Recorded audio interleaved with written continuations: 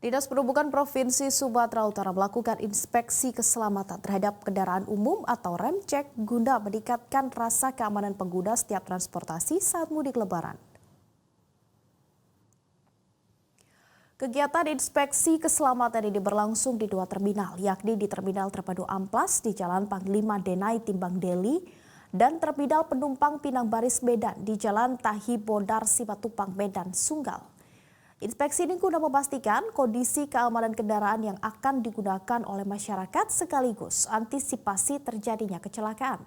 Serangkaian pengecekan dilakukan meliputi standar kelaikan jalan oleh Kemenhub, pantauan di lapangan.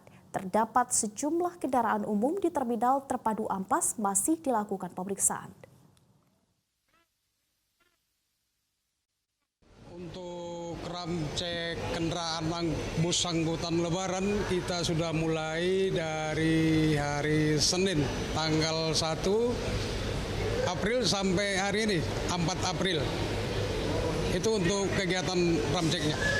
Di dalam kegiatan ram cek yang kita laksanakan, pertama yang kita periksa itu kelayakan jalan atau yang dinamakan layak jalan angkutan bus tersebut. Kita periksa dari ujikir, trayek, kelengkapan surat yang memang diwajibkan di dalam kendaraan itu untuk dikatakan layak.